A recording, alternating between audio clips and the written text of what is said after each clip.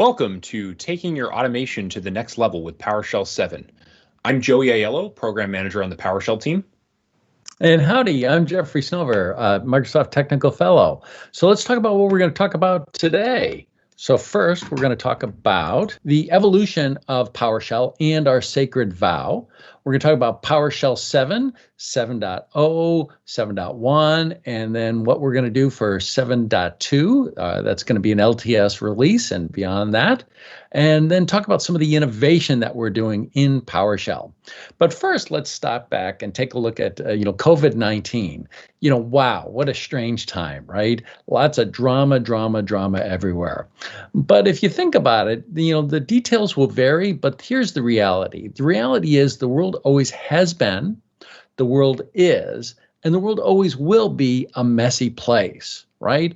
And so, and in this time, what it's really highlighting are these values, which have always been more important, always will be important, but this period of time are really highlighting how valuable these qualities are.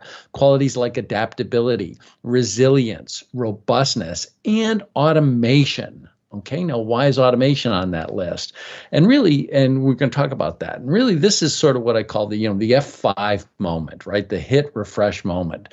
This is a time you want to stop, think about what things are serving you, think about what things are not serving you, and then invest in the things that serve you and drop the things that don't. Remember, you can't just keep adding to things, right? You got to drop things in order to create bandwidth to take on things. Now, we're going to point out how PowerShell is really something you should have invested in, and how, if you did, how it's paying off, and how, if you haven't invested in it, you really should.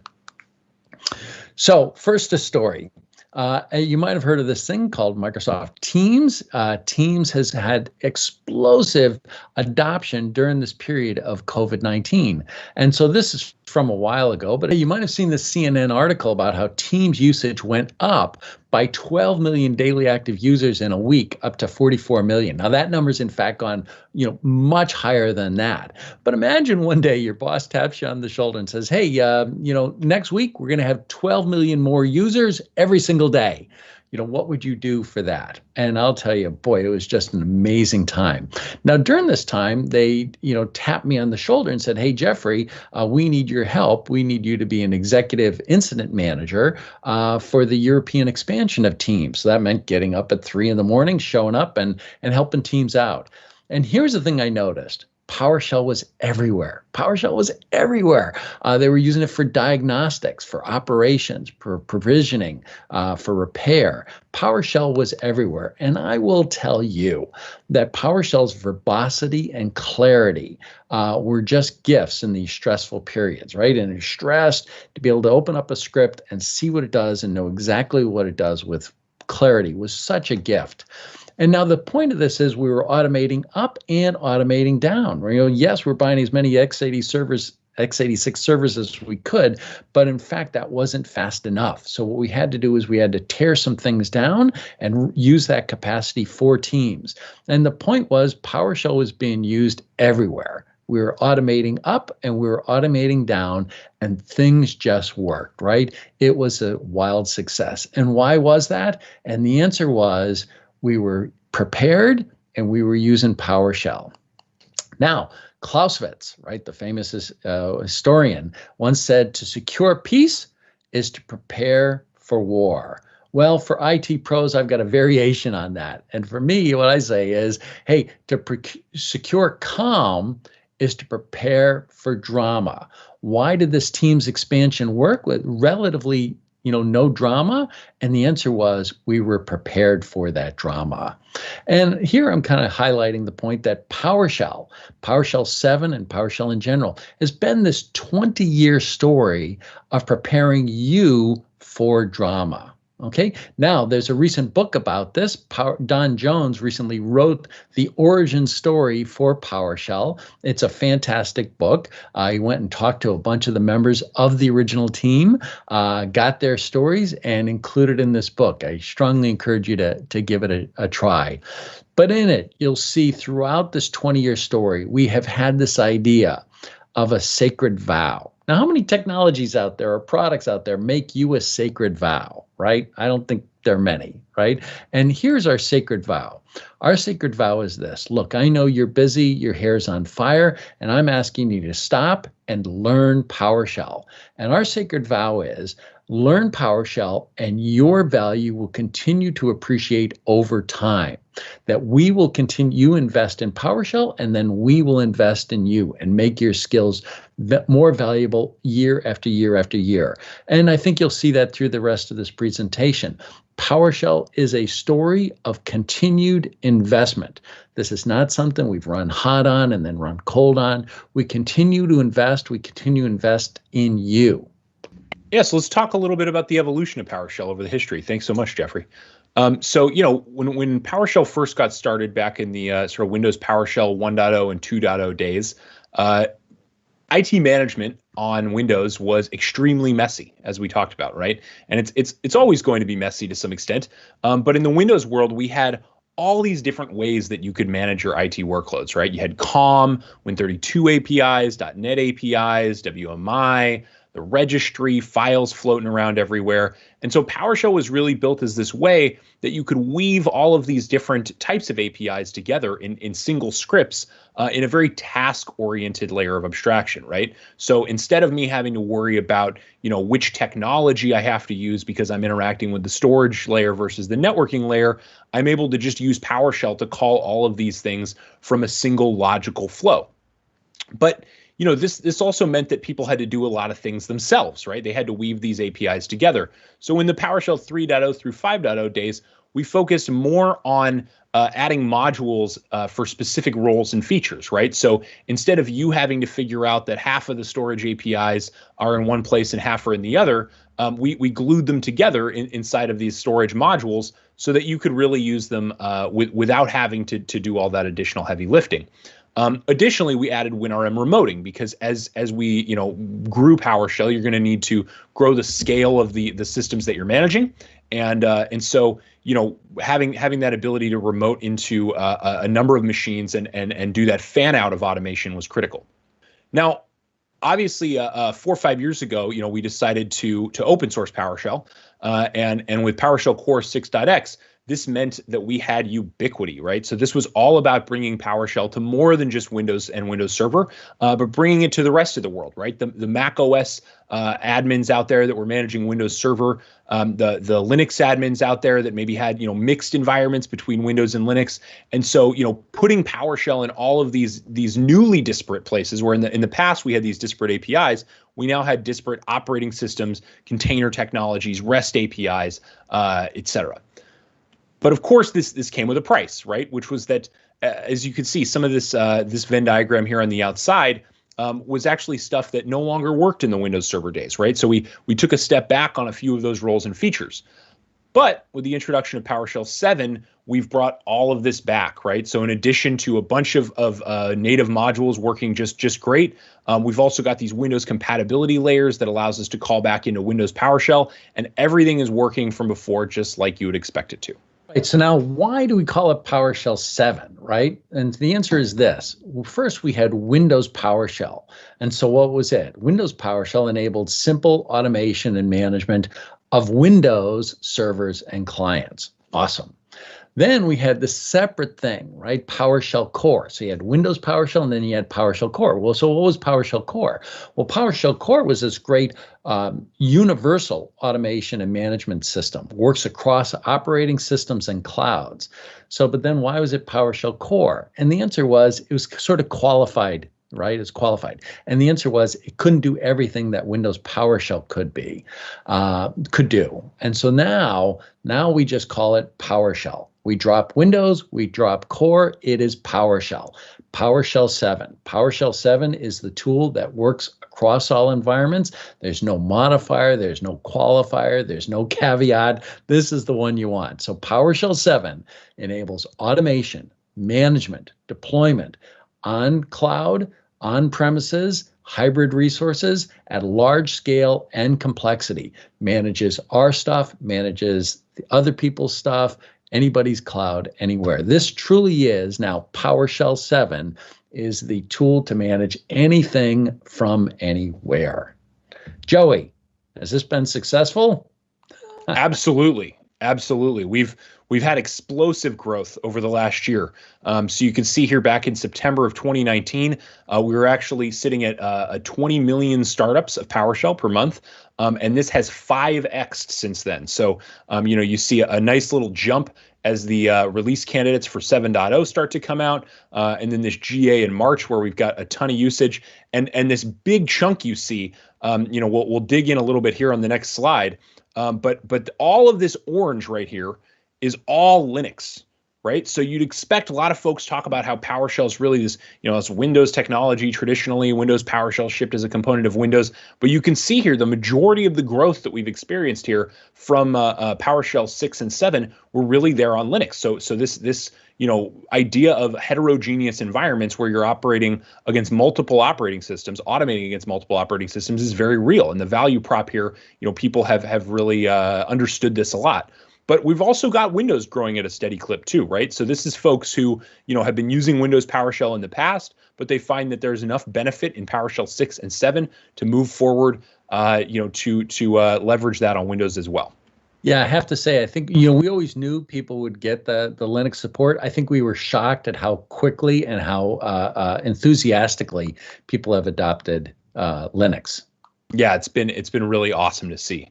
And similarly, this sort of cloud first world, where we're in this more of a fixed forward state, we're seeing people upgrade very quickly, right? So this is PowerShell 6 and 7 by version, same usage graph, but you can see here, this explosive upgrade from the blackish grayish 6.x usage to the orange 7.0 usage, where we now have 90% of our overall users on PowerShell 7. So it's just been phenomenal to see people, adopt as we move forward, and we're hoping to see something similar with PowerShell 7.1.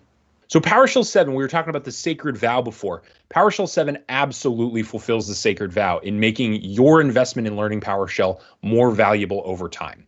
So with 7.0 LTS, we added features like for each object -parallel, where you've got real world improvements of piping to for each object of 2 to 100 times speed up. This is if you're doing, large sort of fan out operations, or you're doing things against multiple disks or multiple SQL databases, where you're suddenly going to be able to do multiple enumerations and automations against a pipeline in parallel. Similarly, Jeffrey was talking about how PowerShell really provided a lot of the diagnosability in managing the scale up of teams. And in PowerShell 7, we've added a number of features that make it easier than ever to diagnose errors. We have a get error commandlet that gives you an expansion of your entire error stack. And we've also simplified error messages at the command line so that only the pieces that you really care about are available to you. Yeah, this is one of those subtle things that people just don't notice when they notice it, when they start using it, and they just notice, boy, things just feel easier, feel more productive, feel the flow's easier. Absolutely. Yeah. And it's, you almost don't notice it at first, but then these things start to accrue and you start to realize just how much of a better experience PowerShell 7 provides.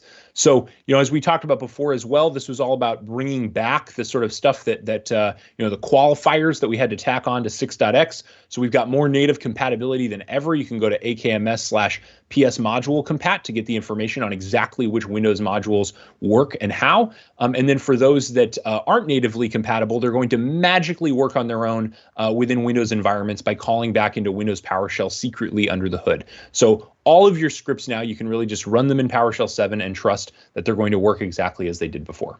Yeah, this is some amazing stuff. And in fact, this misses one of my favorite features of 7.0, which is the, dozens, perhaps even hundreds of small little fixes that we've added through the community, added on our own. It really just has this nice fit and finish. It's one of those things, once you use it, you don't want to go back. Yeah, and for instance, some of these new operators that we added here, just sort of quality of life improvements, the ternary operator, null conditional operators that allow you to do things in a little bit of a cleaner syntax for those more advanced users. But as Jeffrey was saying, with 7.1, we really focused on those sort of under the hood improvements in the long tail, right? And you might not notice some of them at first, but it really brings the whole experience together. And I can say when you've used PowerShell 7 for a long time, and then you go back to Windows PowerShell 5.1, you really realize how how much stuff is missing there, right? All of these parameters that we've added and error messages that have been improved, better stability, better debugging, SSH-based remoting, all of these things that really just make the entire product so much more cohesive. And in 7.1 specifically, this was sort of a community release for us. We focused on a lot of the issues that had been filed from the community, of which about 95% are filed from folks like you out there. And we were able to close over 1,000 community issues since 7.0 was release candidate was released back in December. We've also added ARM64 support on Windows for those of you in the IoT space, as well as, this is a really big one for me, the ability to install and update PowerShell from the Microsoft Store. So this is, if you're on Windows 10 client, you're able to go into the store now and grab a fully featured version of PowerShell 7 Preview. The 7.1 will be available very soon, and we'll be adding 7.0 there as well. So, definitely check that out. It's going to make installing and updating PowerShell on your clients that much easier. Yeah, Joey, you were mentioning the performance. Just yesterday, I was getting ready for this, and I did some side-by-sides comparison. I was just shocked by how much faster even dir was. So. Yeah, the file system improvements, that's been massively improved. The JSON parsing improvements are huge. The ability to pipe to convert to CSV, all of these things, really are just so much faster. And I'm seeing real world improvements out there where, a script that took an hour on Windows PowerShell is taking 5 minutes on PowerShell 7. So it's just really, really phenomenal. Is that with or without parallel for each? That is with parallel for each, yes. Yeah. So that was a huge one. But even then, some of the CSV stuff, is getting cut in half just from improvements to the CSV commandlets, right? Let's talk a little bit about the innovation and tooling happening in the PowerShell space. So one of the things that's really important to us is that we maintain the stability and performance of the PowerShell language, runtime, and package. Right? Everyone out there is depending on automated scripts that often are left in fully automated headless environments, and they want to make sure that those scripts continue working after PowerShell gets updated. So one of the things that we've done in the PowerShell engine is added this concept of experimental features. So experimental features get turned on by default in preview versions, and then get turned off in GA versions of PowerShell. And what that allows us to do is try new things like breaking changes or changes to the language runtime that may ultimately make the PowerShell experience much better, but where, maybe we're not sure whether or not this is going to impact the PowerShell user base. And we want people to be able to try this in a safe way. So we've got this get experimental feature and set experimental features, and we've added new language operators through this, features that may be subject to change, parameters that may change in the future. But generally speaking, we're also trying to do a lot of the innovation outside PowerShell. So anything that we can encapsulate as a module, we'd much prefer shipping pre-release modules onto the gallery for. So, some of these things include new innovations happening in PS Readline, the secret management module we'll be talking about later, PowerShellGet 3.0, PowerShell notebooks, Unix completers, which is a better tab completion for native Linux applications, and native tool commandlet generation. So all of these things are new innovations happening in PowerShell, but we're able to do them safely in modules that ship on the gallery instead of shipping them as part of the PowerShell package. Right. So let's talk about secrets management. As you know, never put secrets in your scripts, right? Just all sorts of bad. And we got that, religion early on, and that's why we support PS credentials, right? And PS credentials have served us extremely well. However, in modern world, there are more secrets, and people don't realize that they're secrets. These API keys, there's lots of places that use these things, and people don't grok that they're secrets, but they really are. And so we haven't had a real good way to be able to manage those secrets, and now we do. And that's our new secrets management model. And the idea here is that, you can put your secrets in any key vault you want. Ours, we'll have a default one, etc. And then you write the scripts, you retrieve the secret from the vault. Joey, let's demo this. Absolutely. So you can see here that I've already connected to Azure using the connect AZ account commandlet built into Azure PowerShell. And so the next thing we're going to do is use the new register secret vault commandlet to go ahead and register a new local vault called AKV Vault, along with our AKV Vault extension that integrates with secrets management. You can have these for other clouds as well. And then some vault parameters we're going to pass in, including the name of the AKV vault on the remote end and a subscription ID that we've specified as an environment variable. So we're going to go ahead and register that. And you'll see right off the bat that we do now have a local AKV vault command, or a vault that we've accessed using the get secret vault commandlet.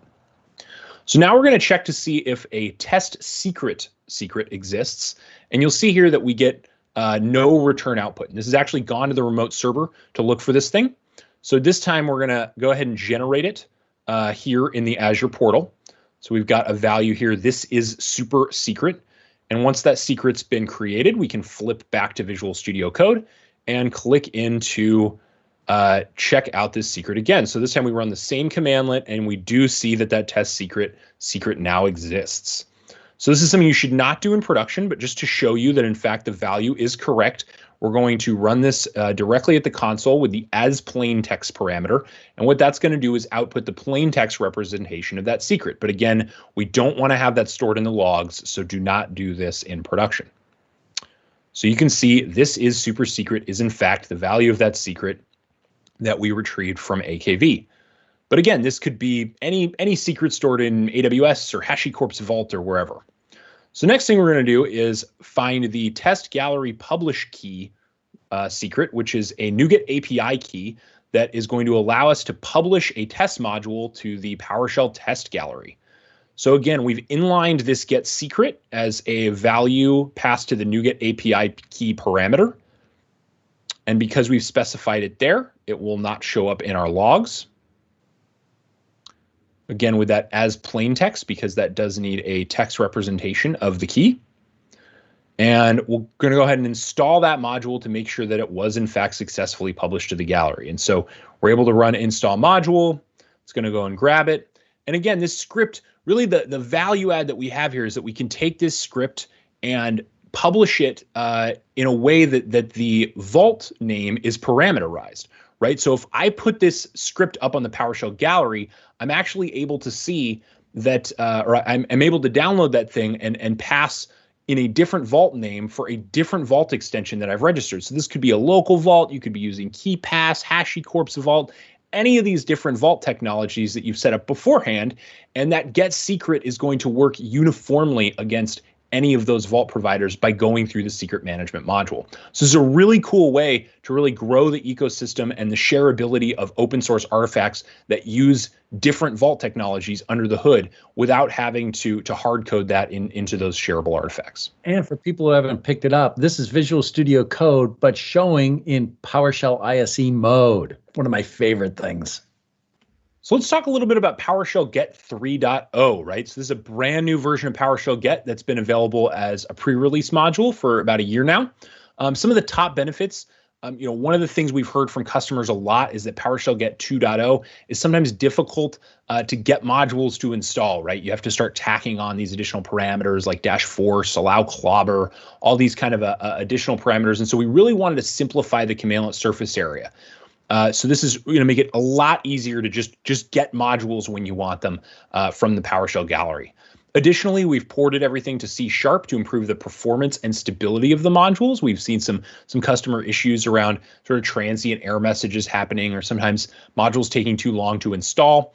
We've also got full compatibility with NuGet 3.0 for those of you that have your own hosted artifact feeds that have moved to v3.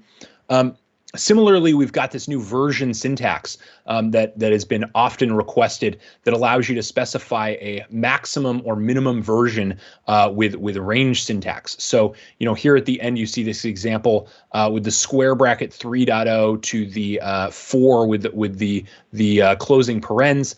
And what that basically says is, hey, I want all the modules from 3.0 and up, but not anything 4.0 and up. And that's great because if modules are following semantic versioning, you're going to make sure that you've snapped to a module that is going to maintain the same commandlet surface area without breaking changes as you might experience in, say, the 4.0 version. And of course, we're going to add some aliases for backwards compatibility with PowerShellGet 2.0 for those of you that have really large scripts that you don't yet want to update to meet the new surface area of 3.0. So again, this is available now in the PowerShell gallery. You can install it with PowerShellGet 2.0 using this command here. And this will be the default in PowerShell 7.2. So as soon as we ship our first preview of 7.2, this is going to be available right in there. And you can start testing to make sure all your CI/CD scripts are going to continue working as you expect. Yeah, another exciting area is notebooks. I'm just wildly excited about notebooks. Notebooks are interactive documents that mix script and documentation. So the documentation's in Markdown, and then there's a script. And the nice thing about it is you see the code, and then you can run the code. And then you can run the code. So here's the document, here's the code, you run it, see the results, and then you can go and modify the code and rerun it. So these are fantastic for tutorials, how to learn, how to document things, really kind of like run books. Like I was pointing out that Teams would have been great to be able to have these notebooks for that environment where it documents the environment and then walks you through the steps and then has some examples of what to do when you see this, etc. And the great thing about these notebooks is that they can combine multiple languages into a single file. And there are two types of notebooks. There are .NET Interactive notebooks. You can find out a lot about that at this URL. And then there's this notebook mode in PowerShell Visual Studio Code extension. So Joey, why don't we give a demo of this? Absolutely. Yeah, we've got a .NET Interactive notebook queued up, ready to go to show you some mixing of both Markdown and PowerShell in a single notebook. Yeah, so we're going to move right into Visual Studio Code here to show you a .NET Interactive notebook that's going to show the new for each object parallel feature as a piece of interactive documentation in a .NET Interactive notebook. So here we've opened up a .NET Interactive notebook that contains both Markdown and PowerShell code in the same notebook. This particular notebook was created as a piece of interactive documentation to demonstrate the -parallel parameter that we added as a performance optimization to for each object in the PowerShell 7.0 release. So right up here, we've got a standard Markdown title, followed by some plain text written in Markdown that's going to frame the script that we want to run directly after that. So just below that, we have a piece of PowerShell script that's going to pass an array of the numbers 1 through 5 into for each object, sleeping for 1 second after each number is written to the console. So if we go ahead and execute this script, you'll see that we get all of our output in line just below the cell that we executed. And in fact, we get an execution time of 6.3 seconds, which is each of these numbers sleeping for 1 second plus a small amount of overhead. We go just below that, and we're able to mix Markdown back into the notebook in order to frame the next cell.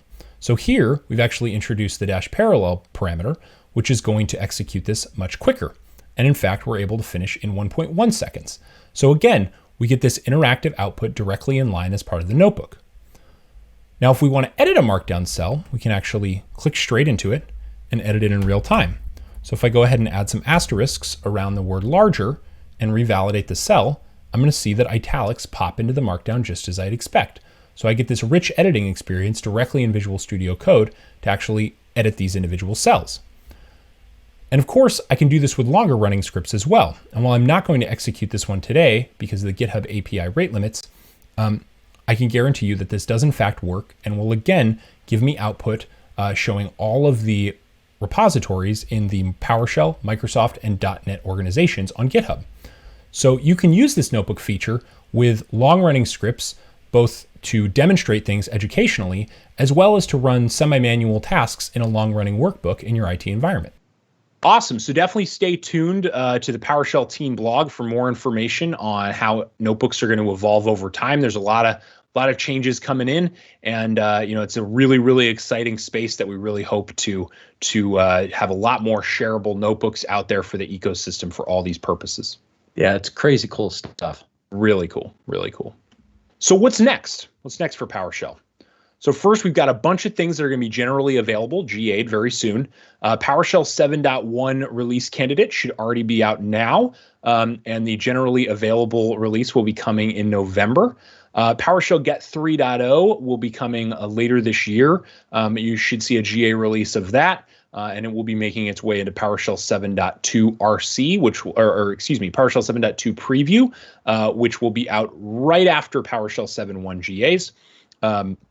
And then the secret management will be TBD based on feedback. So this is a place where security really, really matters. We want to make sure that all of our commandlet surface area and security concerns are totally buttoned up before we tell people to take a production dependency on that. So again, expect that 7.2 preview right after the 7.1 GA. You'll also tell them what LTS is. Oh yeah, so the long-term servicing branch. So LTS releases of PowerShell are supported under the .NET Core LTS lifecycle, which means that they're supported for 3 years, while non-LTS builds are supported for 1 year. So if you really care about stability and you don't want to be updating your version of PowerShell every single year, you can definitely snap to 7.0 or 7.2, and that LTS is gonna keep you supported for that 3-year lifespan. We'll also be uploading PowerShell 7. I mentioned before, we now have it available on the Microsoft Store, which is really great for Windows 10 clients. But for those of you that are not in client environments, right, you want to deploy PowerShell 7 to your Windows servers, or maybe you're not using the Windows Store and you want to deploy using SCCM or WSUS. We're going to be uploading PowerShell 7 and all of its updates to the download catalog so that it works with Microsoft Update, WSUS, and SCCM. So expect that pretty soon here as well.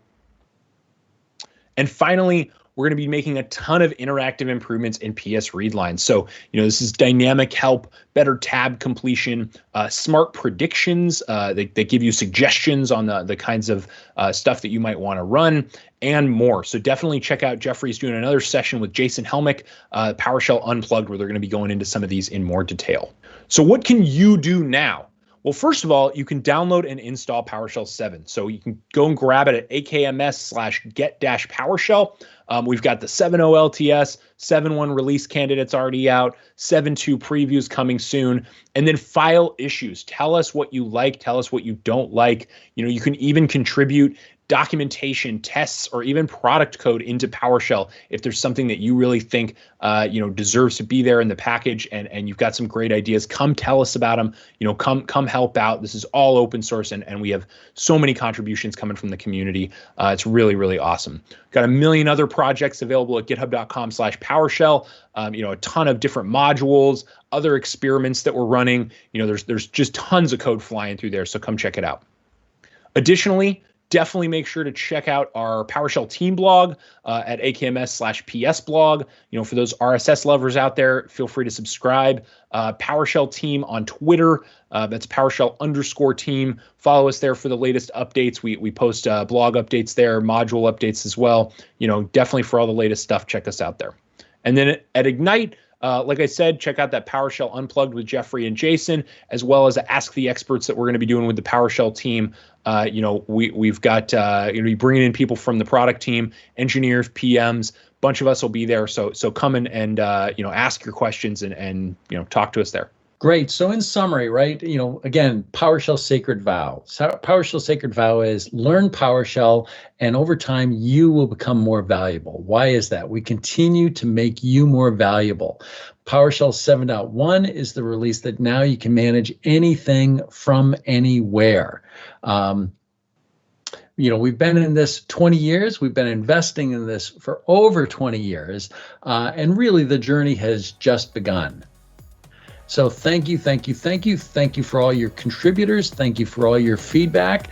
We do this product for you and your feedback, telling us where we've done well, and more importantly, where we haven't done well, where we have gaps to do, are the reason why this is a great tool. So continue to give us that feedback. Thank you for that. And I hope you have a great Ignite 2020. Thank you so much, everyone. Have a great Ignite.